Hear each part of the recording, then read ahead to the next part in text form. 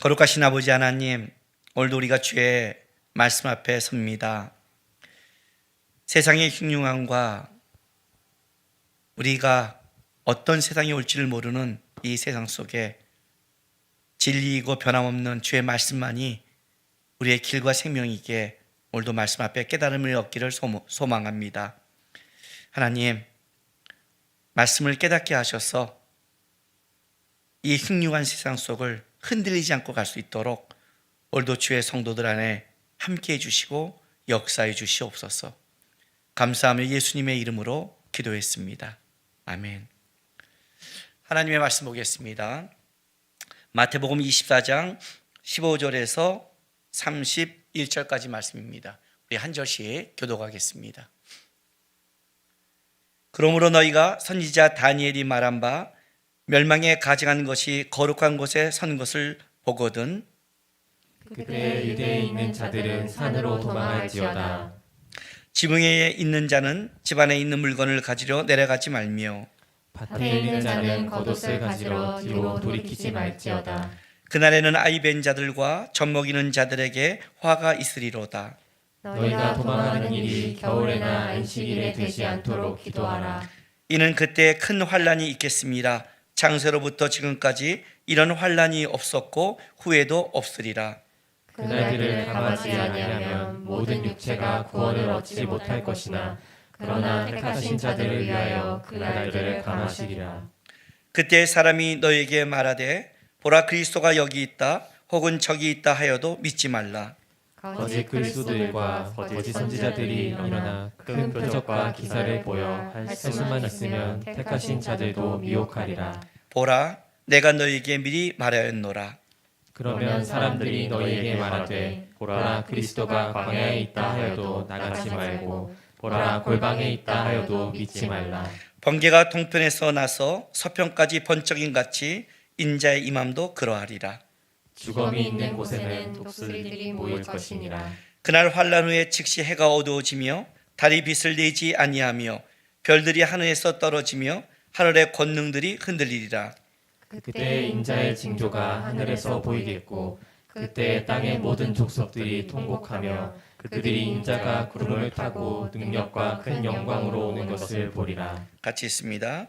그가 큰 나팔 소리와 함께 천사들을 보내리니 그들이 그의 택하신 자들을 하늘 이 끝에서 저 끝까지 사방에서 모으리라. 아멘. 오늘 우리가 읽은 이 본문은 주님께서 이제 마지막 날에 오셔서 택하신 자를 부른다는 그 말씀이 있는 장면입니다.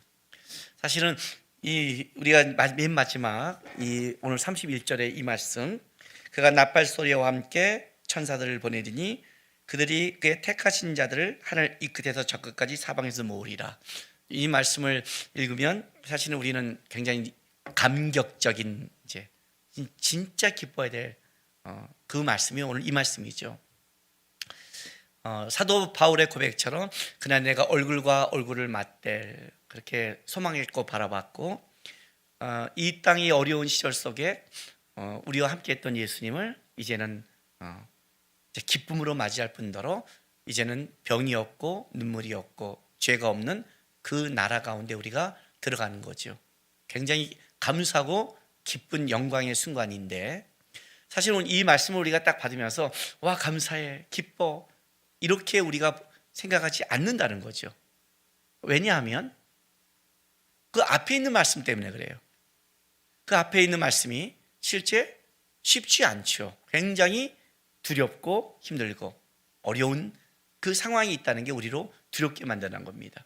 왜냐하면 그 앞에 적그리스도가 나타날 것이고 거짓 선지자들이 많이 출현할 것이며 또 환난과 어려움이 앞에 있기 때문에 이제 이 말씀 우리가 기쁨으로 받아야 될 말씀을 기쁨으로 못 받는 거예요. 근데 그래서 여러분이 말씀을 볼 때 여러분의 마음이 어디에 두는 것이 그렇게 중요한 거예요. 하나님이 말씀이 두고 싶은 곳에 여러분이 그 마음을 둬야 회복이 있지. 말씀을 지나가는 곳에 여러분이 마음을 둬버리면 거기서 여러분이 무너지고 실족할 수 있다는 걸 아셔야 됩니다. 오늘 이 오늘 본 말씀 이거 시작하기 전에 15절을 시작하기 전에 사실은 이 말씀은 앞에 있는 제자들의 그 질문부터 시작하잖아요. 근데 제자들의 질문이 24장 3절에 이렇게 질문한단 말이에요. 예수께서 감난산 위에 앉으셨을 때 제자들이 조용히 와서 이르되 우리에게 이르소서 어느 때 이런 일이 있겠사오며 또 주의 임하심과 세상 끝에는 무슨 징조가 있사오리까. 그러니까 제자들의 그 질문 속에 주의 임하심과 언제 주님은 임하십니까? 그리고 그때는 세상 끝에 어떤 징조가 있겠습니까? 이거에 대한 질문을 예수님께서 지금 답하는 거죠.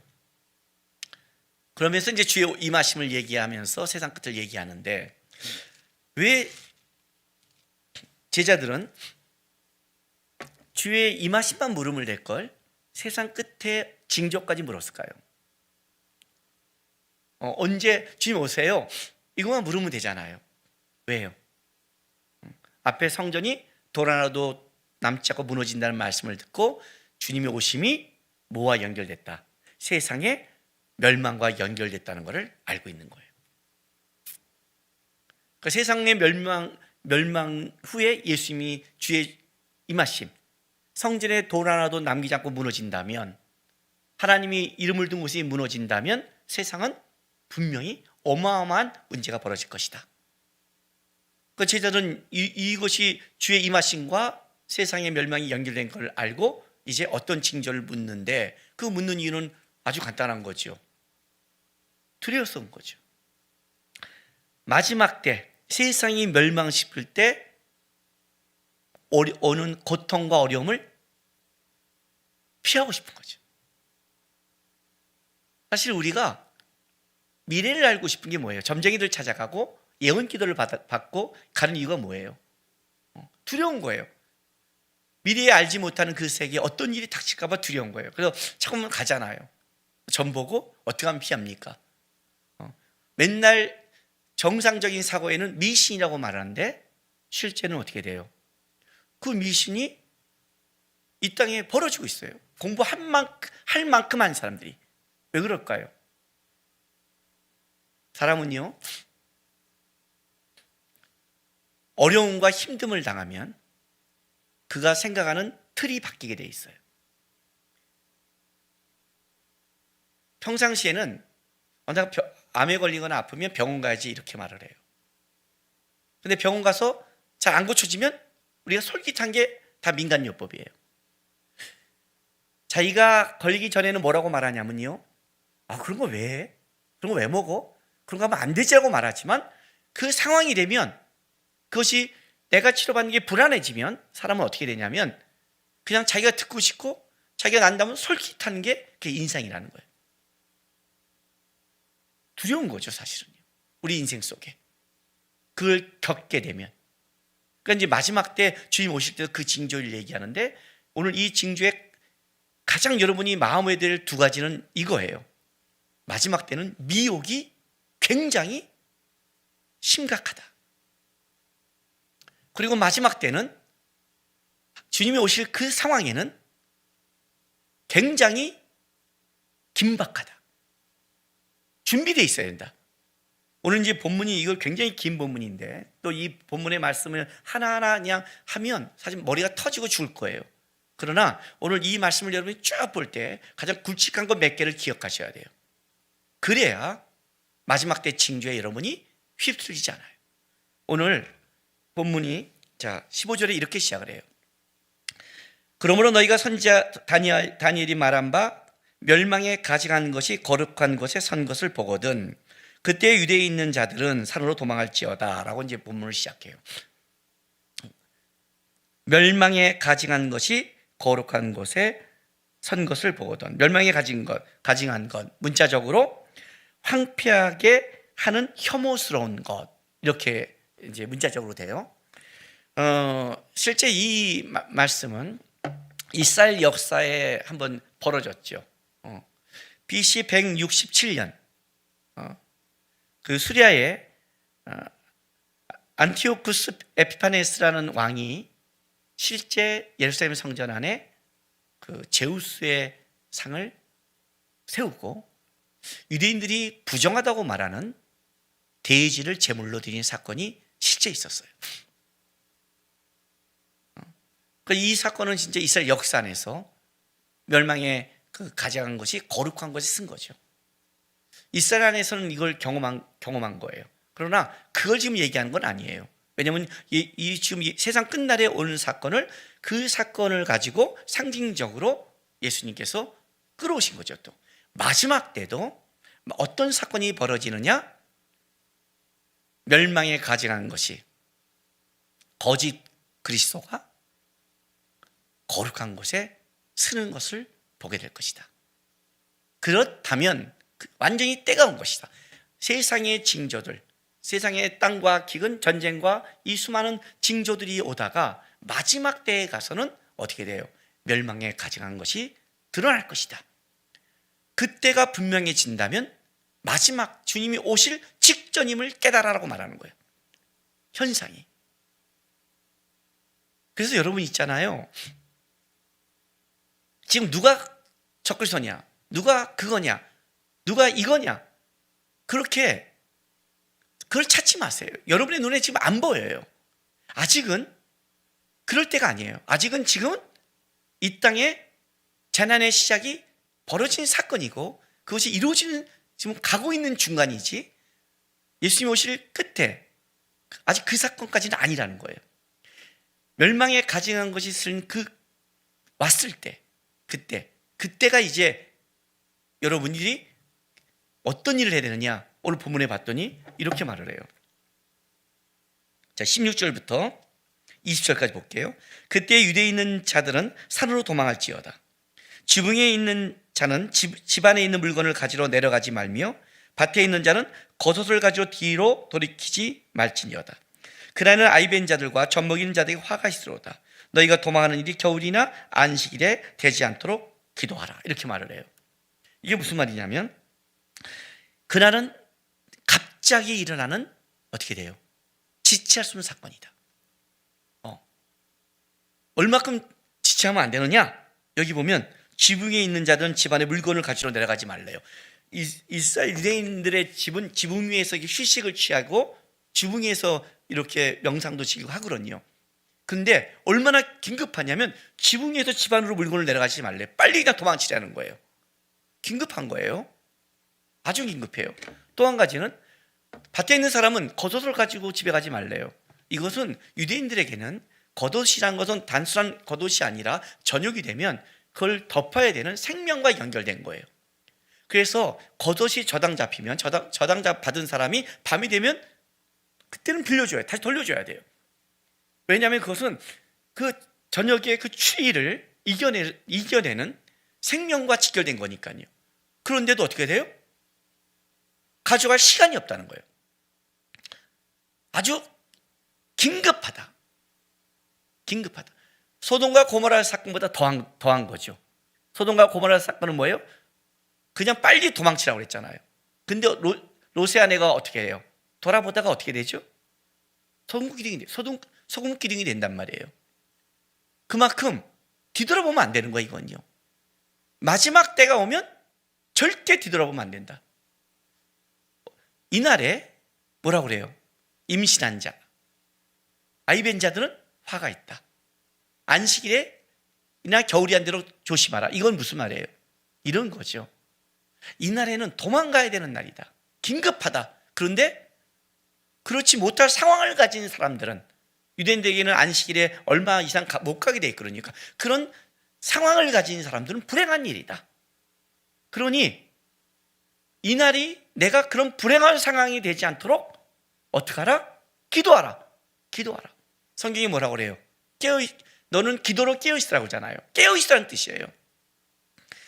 마지막 시대는 갑자기 벼랑간 긴급하게 주님 오실 때 그날과 그 시는 아무도 모르니까 긴급하게 벌어질 것이다.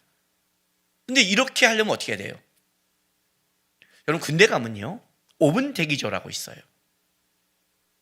5분 대기조는 뭐냐면 그 부대 안에서 특별히 어떤 일이 벌어졌을 때 5분 안에 빨리 그 소집해서 그 일을 해결해야 되는 그 부대를 잠시 이렇게 만들어요. 5분 대기조가 되면 어떻게 하는 줄 아세요, 여러분? 5분 안에 나가야 되잖아요. 군복을 다 입고 군화를 신고 철문을 쓰고 총을 갖고 나가야 되잖아요. 그러니까 편하게 누워 있어서 자선 5분 대기조를 할 수가 없어요. 그래서 어떻게 하느냐? 군복을 입어요. 군화를 신어요. 그리고 자요. 그래서 5분 대기조 소집명이 딱 떨어지면 어떡하냐? 그냥 그 자리에서 총 메고 뛰어가는 거예요. 5분 안에 가야 되는 거니까 뛰어가기도 시간이 빡빡한 거예요. 준비하고 있어요. 이스라엘 백성을 출애굽할 때 어떻게 하죠? 허리에 띠를 띠고 그렇게 준비시키죠. 출애굽할 때 그게 무슨 말이에요? 구원이에요. 구원.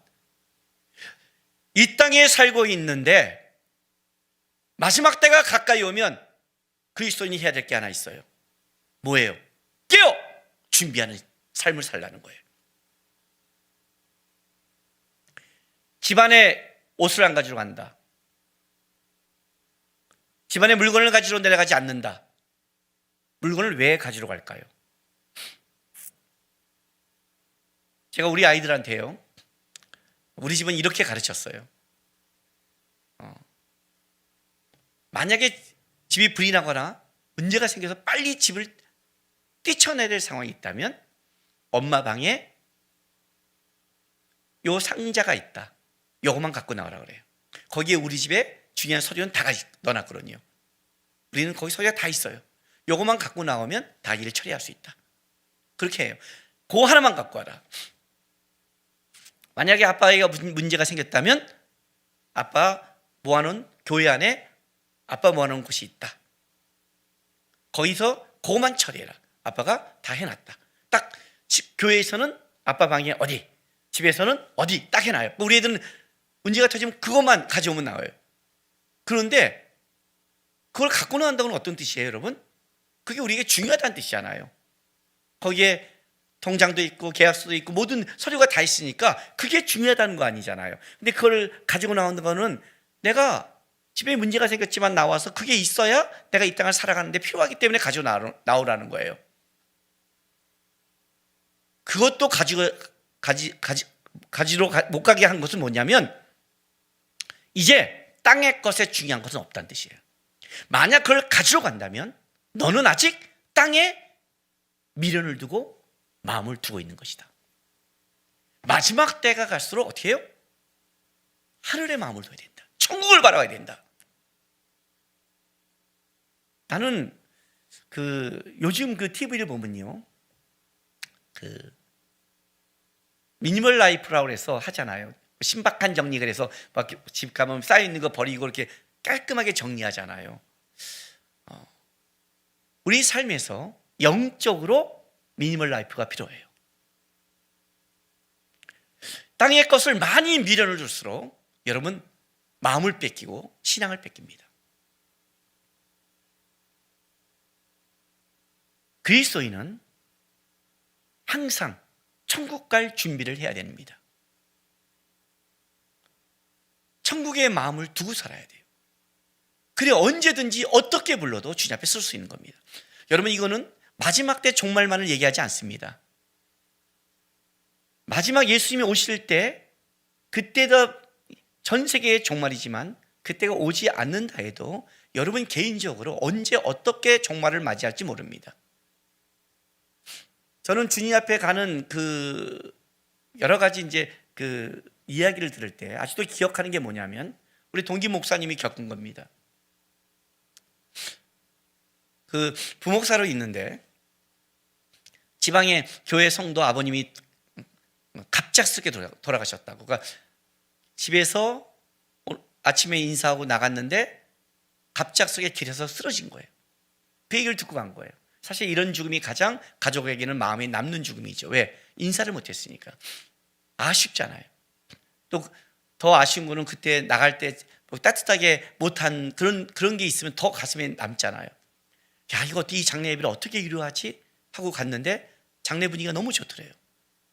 왜 그랬냐니까 길거리에 쓰러져서 응급실로 급하게 가서 자녀들이 응급실로 왔는데 응급실로 들어가면서 이제 이 산소 마스크를 끼고 수술로 막 끌고 가고 있는데 그때 잠깐 이 아버지가 깨어났대요.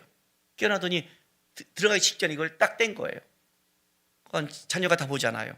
그랬더니 그 모든 자녀를 보면서 마지막 말씀이 이거예요. 얘들아, 나 간다. 천국에서 보자.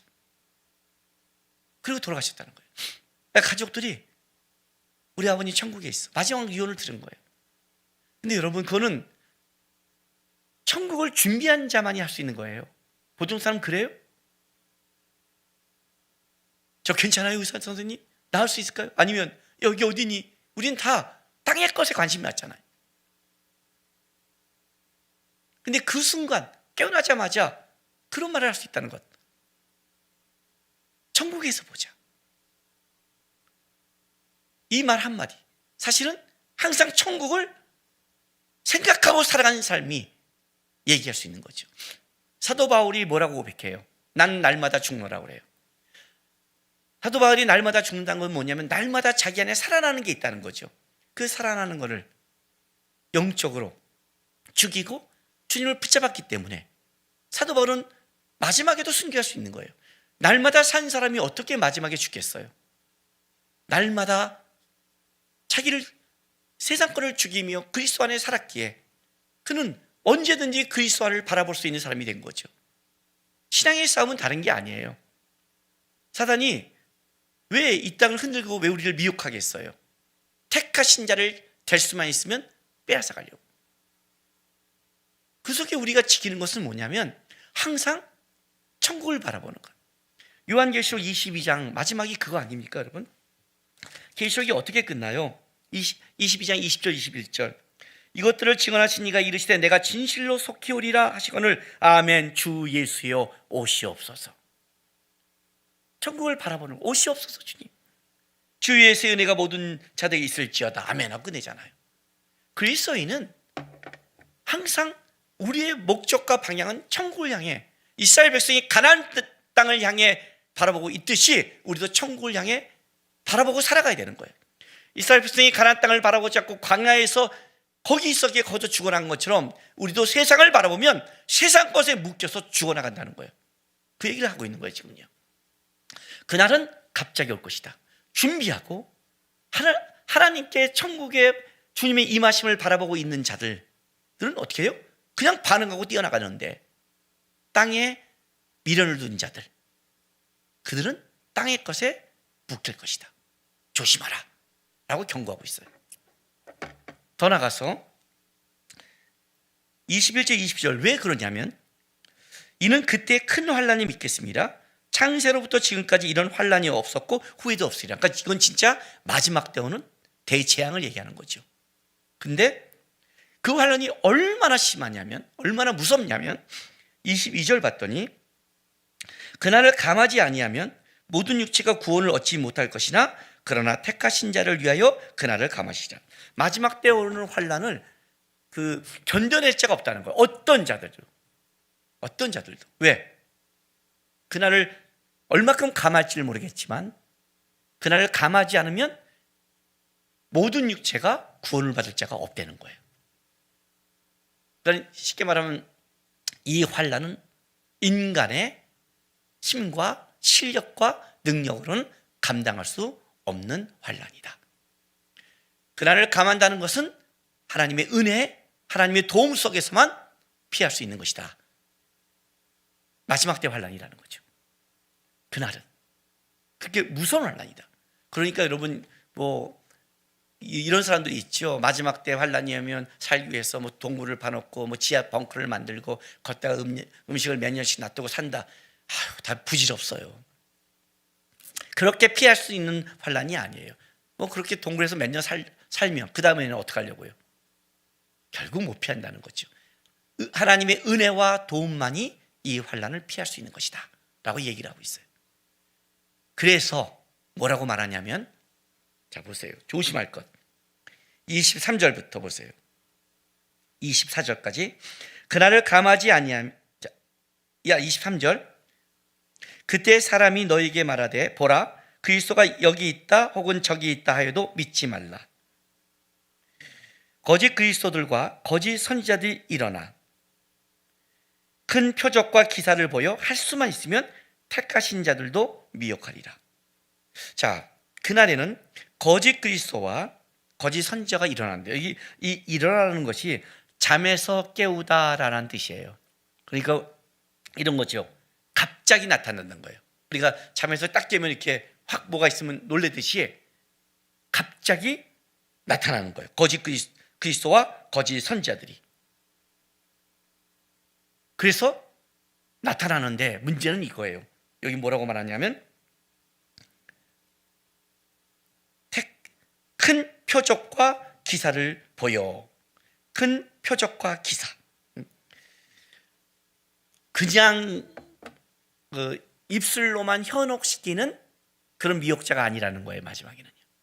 큰 표적과 기사를 일으키는 거예요. 세상에서. 그러니까 이거죠. 자기가 그리스도 같은 표적과 기사. 그래서 여러분 여기 병이 났습니다. 여기서 뭐 내가 사업이 잘 됐습니다. 여기서 뭐가 고쳤습니다. 그걸 쫓아다니면 안 돼요, 여러분. 그걸 쫓아다니면 미혹된단 말이에요. 하나님의 역사가 기적이 없다는 뜻이 아니에요, 여러분. 손양원 목사님의 일대기 이런 말씀이 있어요. 손양원 목사님이 말씀을 전하고 있는데 말씀을 손양원 목사님이 이렇게 옛날에는 설교를 어떻게 해요?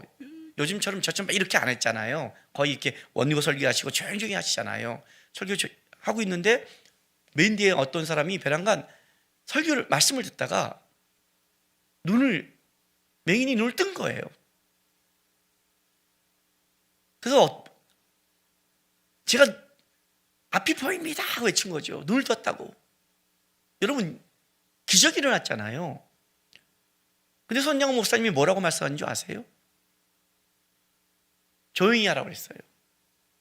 그 눈을 뜨게 하신 건 하나님이라고. 하나님께 감사하고 나는 말씀을 전하니까 말씀을 들으라고 그렇게 했어요. 대단하지 않아요? 하나님의 말씀과 하나님의 삶의 역사가 기적이 있어요. 그렇다고 베란간이 거기서 은사 집회하지 않아요. 기적 집회 안 해요. 하나님 역사했습니다. 막 그래서 붕붕 안 한단 말이에요.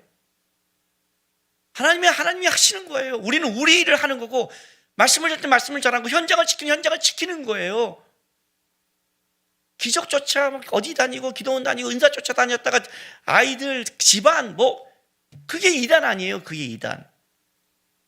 어떤 기적과 표적이 일어나도 어떻게 돼요? 쫓지 마라. 너희가 쫓은 것은 그런 것들이 아니다. 그들은 한다. 자, 25절 봐요. 보라, 내가 너에게 미리 말하였노라. 그죠? 말해놨다는 거예요. 좀 말해놨다 좀. 26절 보세요.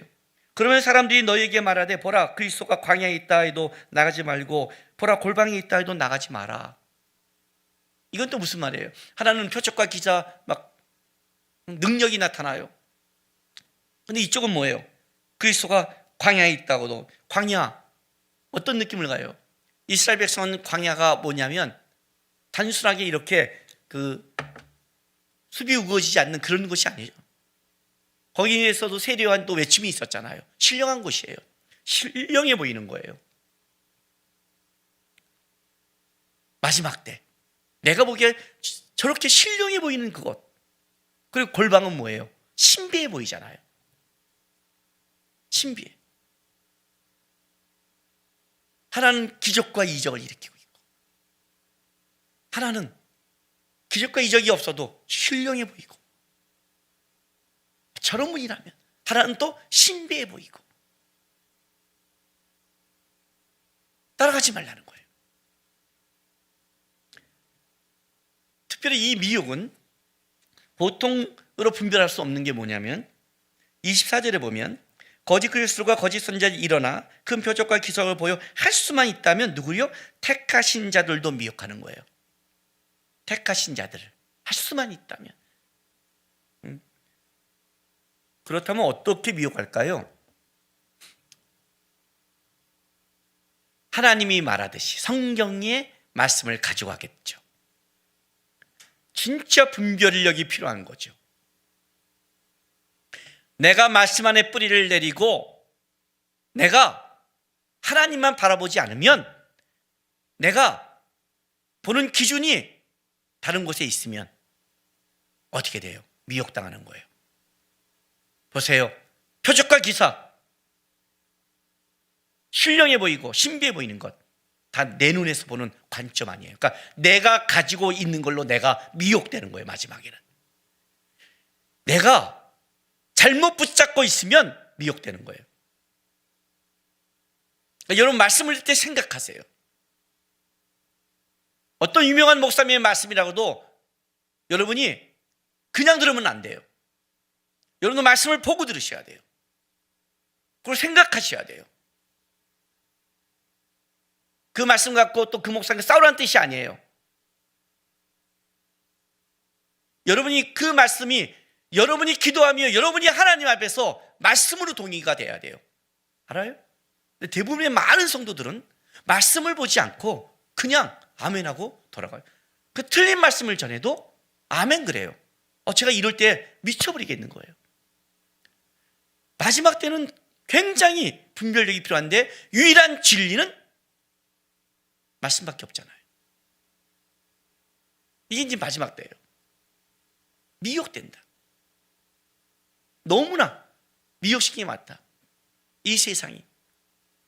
내가 얼마나 재밌는 얘기를 들었냐면 미국에서 백신을 맞지 않는데요, 사람들이요.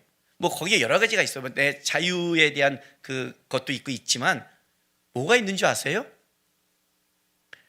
백신에 666 칩이 들어있을지 모른다는 말 때문에 안 맞는데요. 이야, 미치겠어요. 프리메이슨, 일루미나티, 666 칩. 요한계시록 13장에 적그리스도의 출현이 나타나는데 여러분 666이 언제 나타난 줄 아세요? 요한계시록 13장 15절부터 제가 읽어드릴게요. 그가 권세를 받아 그 짐승의 우상에게 생기를 주어 그 짐승의 우상으로 말하게 하고 또 짐승의 우상에게 경배하지 아니한 자는 몇이든 다 죽이게 하더라. 그가 모든 자 곧 작은 자나 큰 자나 부자나 가난한 자나 자유인이나 종들에게 그 오른손에나 이마에 표를 받게 하고 누구든지 이 표를 가진 자 외에는 매매를 못하게 하니 이 표는 곧 짐승의 이름이라 그 이름의 수라. 지혜가 여기 있으니 총명한 자는 그 짐승의 수를 세어보라. 그것은 사람의 수니 그의 수는 666이라. 여기서 이 오른손이나 이마에 표를 받게 한다, 매매하게 한다는 전제 조건이 있어요. 그 전제 조건이 뭐냐면 15절 말씀이에요. 그가 권세를 받아 짐승의 우상에 생기를 주어 그 짐승의 우상에 말하게 하고 짐승의 우상에 경배하지 않은 자 몇인 다 죽이게 하라. 적그리스도가 일단 출현을 해야 돼요. 그리고 그 출현한 그가 오른손이나 이마에 표를 받게 하고 그걸로 매매하게 하는 사건이 그 다음에 벌어지는 거예요. 무슨 말이냐면 15절에 선지자가 다니엘이 말한 바 멸망에 가지 않은 것이 거룩한 곳에 선 것을 보거든 먼저 혐오스러운 거짓 그리스도가 나타나야 돼요. 적그리스도가 나타나야 된단 말이에요. 적그리스도가 등장한 다음에 그 표를 맞게 한단 말이에요.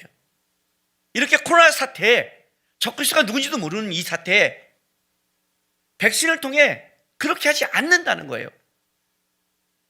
이게 뭐냐면 지금 우리가 마지막 때는 세상으로는 분별이 안 되는 거예요. 근데 우리는 자꾸만 세상의 것을 가져다가 어떻게 돼요? 분별하려고 했으니 안 되잖아요.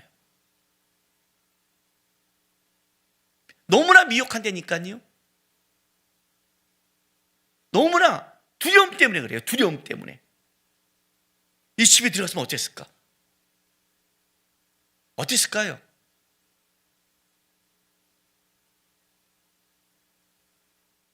여러분들은 내가 그리스도의 자녀인데 하나님이 말세 그 자녀를 버린다고 생각하십니까?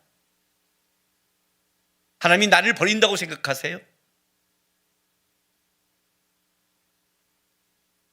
제가 우리 하준이 어렸을 때 얘기 한번 했을 겁니다. 하준이 우리 4살 때, 아기 때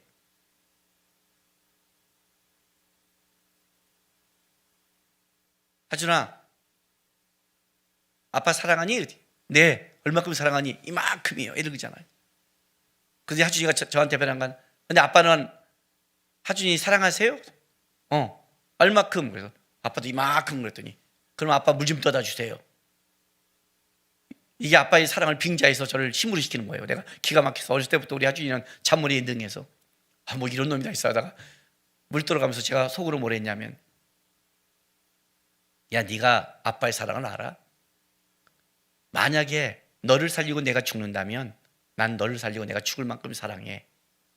그랬더니 그 순간 하나님이 제 마음속에 이렇게 말씀했어요. 남구가, 너가 내 사랑을 알아? 난 너를 위해 죽었어. 그 마음이 탁 드는데 제가 하나님께 이렇게 고백했어요. 주님, 제가 잘 모릅니다. 죄송합니다. 하나님의 그 큰 사랑을 우린 잘 몰라요. 그가 버릴 것 같아요. 오늘 성경이 이렇게 말을 해요. 27절 보세요. 번개가 동편에 나서 서편까지 번쩍인 같이 인자의 임함도 그리하라. 하나님은 그렇게 골방이나 신령하거나 한 구석지에서 기적을 일으킬 정도가, 그 정도의 기적을 얘기하지 않는다. 모든 자들이 다 볼 수 있도록 초자연적인 역사 속에 당당하게 등장하신다. 그러니 저 사람이 그리스도를 까니까 그렇게, 그건 아니다는 뜻이다. 아니다는 뜻이다. 모두가 알아본다. 어떻게 알아보느냐? 29절.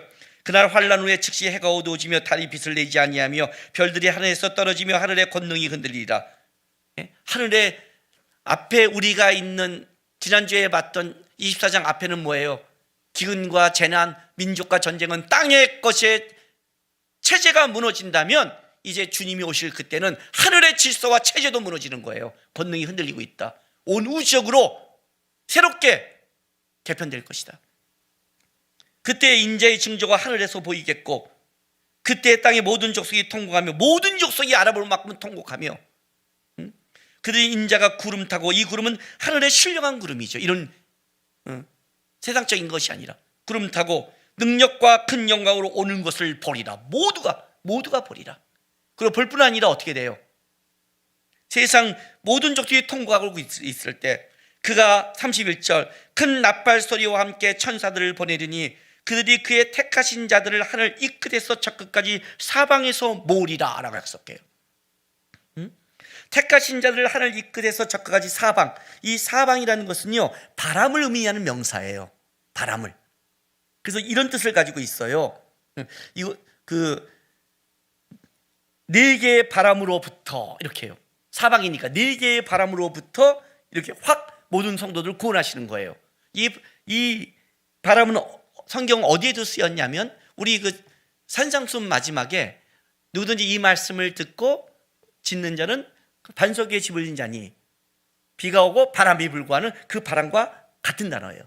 마지막 때 어떻게 해요? 비가 오고 바람이 불고 창수가 나도 반석 위에 집은 자 무너지지 않듯이 하나님이 그 사방에서 네 곳에서 바람을 불어서 성도들을 어떻게 해요?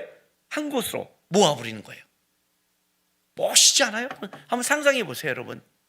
예. 어벤져스 이런 것만 보면서 감동하지 말고요. 진짜 그건 영화고, 진짜 주님이 오셨을 때 어떤 일이 벌어지느냐?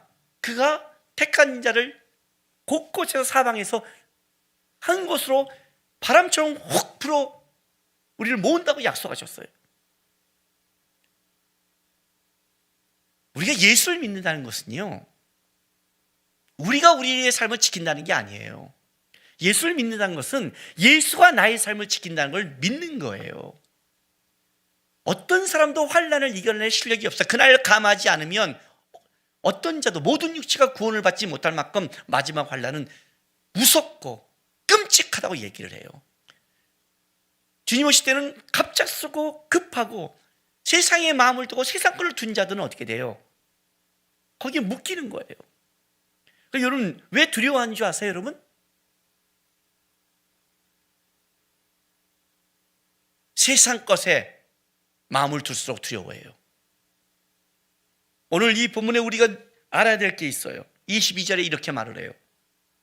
그날을 감하지 아니하면 모든 육체가 구원을 얻지 못할 것이나 그러나 택하신 자들을 위하여 그날을 감하신대요. 왜? 누구 때문에? 나 때문에. 우리가 얼마나 귀한 존재냐면 마지막 환란을 감할 만큼 역사의 인도하심 속에 하나님이 우리를 사랑하셔서 구원하기 위해서 그날을 감할 만큼 택하신 자들을 위한다는 거예요. 31절, 그가 큰 나팔 소리와 함께 천사들을 보내니 그들이 그의 택하신 자들을 하늘 이 끝에서 저 끝까지 사방에 모으리라. 택하신 자들을 모은대요. 중요한 건 이거예요. 택함 받았느냐 아니냐가 중요한 거예요. 재앙이 오느냐 아니냐가 중요하지 않아요, 여러분. 배가 침몰하는데 나는 구명선에 탈 수 있느냐 없느냐가 중요하잖아요. 홍수가 오는데 방주에 들어가느냐 아니냐가 중요한 거잖아요. 홍수가 중요한 게 아니라 방주에 들어가면 사는 거잖아요. 방주에 못 들어갔을 때가 두려워야 되잖아요. 택하신 자냐? 너가 택함을 받았다면 어떡하라? 하늘의 것을 사모해라. 하나님 바라봐라. 그렇게 살아간다면 이 환난과 어려움 속에 너는 땅의 것에 집착하지 않을 것이고 미혹되지도 않을 것이다. 왜 여기 있다 저기 있다 가요? 살려고 가는 거잖아요. 살려는 게 뭐예요? 주님이 나를 구원하시고 살려주신다는 믿음을 잃어버린 거잖아요. 그러니 내가 살려고 골방도 가고 광야도 가고 표적도 쫓아가고 이건 내가 살려고 하는 거잖아요. 여러분, 주님이 지금 여기 계십니다. 광야에 가도 골방에 안 가도 됩니다. 표적을 쫓아가지 않아도 됩니다. 환란의 한복판에 주님이 함께 계십니다. 한복판에 우리를 인도해 가십니다. 한복판에서 구원하십니다. 택하신 자들을 구원한다고 약속했습니다. 이걸 믿는 겁니다. 우리는. 주님은 번개가 입혀서 저편같이 모든 민족이 볼 그때 오신다. 다른 말로 할게요. 내가 주님을 찾아가는 게 아니라 주님이 나에게 오시는 겁니다. 주님이 우리 구원하러 이 땅에 오신 것처럼 재림도 주님이 택하신 자들을 그들을 불러 모으시는 겁니다. 환난을 두려워하지 마시고 우리를 구원하시고 끌어가시는 주님 바라보면서 땅의 것에 미련을 두지 마시고 하늘을 사모하며 땅의 것을 하나씩 천국 이민 가는 준비 잘 하시는 여러분 되시기를 부탁드립니다.